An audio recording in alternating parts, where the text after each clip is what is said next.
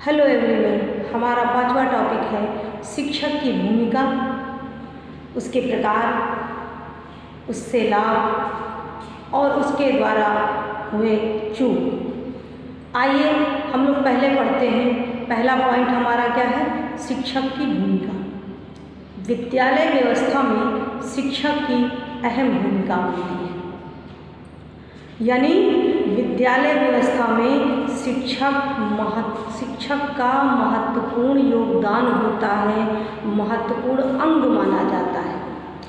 उसका मेन कार्य क्या होता है? उसका मुख्य कार्य शिक्षण कार्य करना होता है, यानी शिक्षण करना होता है। कहा जाता है कि एक सच्चा अध्यापक जब शिक्षण कार्य कर रहा होता है तो सबसे पहले कक्षा में वह अनुशासन बनाए रखता है। दूसरी चीज, एक अध्यापक का छात्र से बहुत नज़दीकी रिश्ता होता है, जिसके कारण वह छात्र के विषय में हर तरीके से जानता है, उसको समझता है। शिक्षक का संबंध केवल छात्रों को पढ़ाना नहीं है, छात्रों को शिक्षा देना नहीं है, बल्कि उसे हर मोड़ पर राह दिखाना होता है। यानी बच्चा कहीं भटके नहीं, कहीं इधर उधर न जाए, इसके लिए वह एक नई राह दिखाता है, नई राह पर चलने की प्रेरणा देता है। विद्यार्थी के मन में जो कुछ भी सवाल उठ रहे हैं उसका जवाब देता है, उसको एक सही सुझाव देता है और साथ में जीवन में आगे बढ़ने की प्रेरणा देता है। इस प्रकार छात्रों के जीवन में अध्यापक की पूर्ण भूमिका होती है। क्यों? क्योंकि एक अध्यापक ही होता है जो छात्रों के भविष्य का निर्माण करता है। यानी एक सच्चा अध्यापक यदि बच्चों को अच्छा शिक्षित करेगा, सही शिक्षित करेगा, तो उससे बच्चों को बहुत लाभ होता है, उससे बच्चों का भविष्य उज्जवल होता है और वह एक सभ्य नागरिक बन के दिखाता है। इस प्रकार हमारे विद्यालय व्यवस्था में शिक्षक की अहम भूमिका मानी जाती है या महत्वपूर्ण अंग माना जाता है। अब आइए शिक्षक के प्रकार की ओर बढ़ते हैं। शिक्षक के 4 प्रकार होते हैं, मुख्य 4 प्रकार, यानी 4 प्रकार के शिक्षक होते हैं। पहला विषय का शिक्षक। पहला क्या है हमारा? विषय का शिक्षक।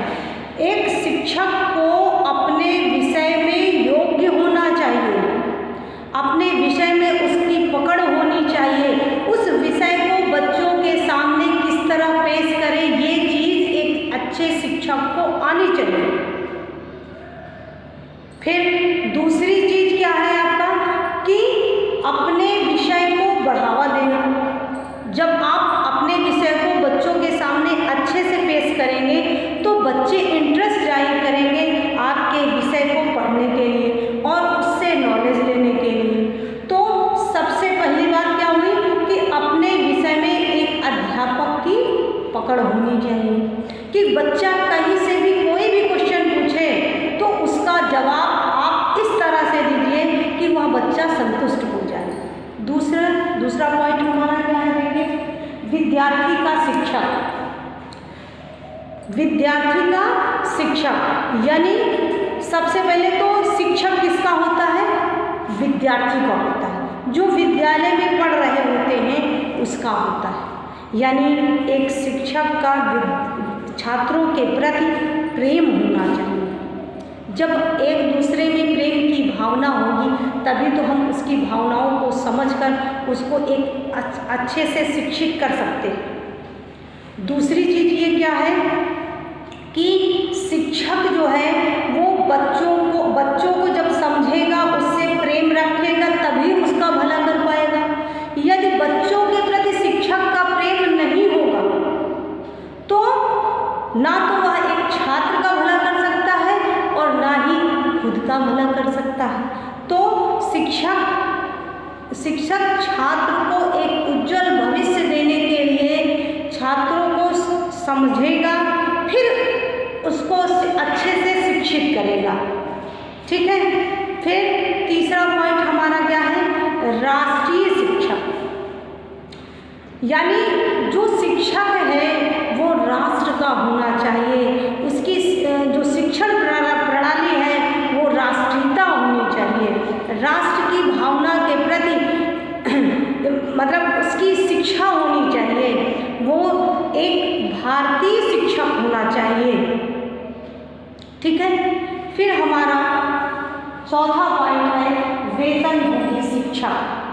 वेतनभोगी शिक्षा, सब कोई चाहता है कि हमें वेतन अच्छा मिले, उसके लिए लोग पीएचडी करते हैं, पहले इंटर पास हुए, फिर बीए पास हुए, फिर एमए पास हुए, फिर बीएड किए, फिर नेट निकाले, फिर जेआरएफ निकाल के पीएचडी किए। तो ये सब कोई चाहता है कि मैं एक योग्य शिक्षक बनूं, एक ऊंची शिक्षा हासिल करूं, उसके बाद मैं एक अच्छा वेतन पाऊं। लेकिन वेतन पाने का मतलब ये नहीं है कि आप अपनी शिक्षा के साथ खिलवाड़ करिए। लोग अपने वेतन को अधिक पाने के लिए अपनी शिक्षा के साथ, अपनी शिक्षण प्रणाली के साथ छेड़खानी भी कर जाते हैं। वे सब बच्चों को एक ग्राहक समझते हैं। क्यों?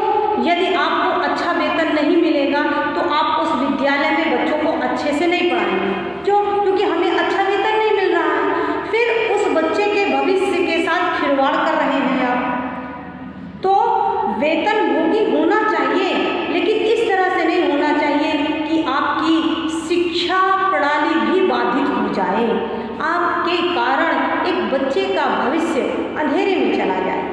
ऐसा भी नहीं करना चाहिए।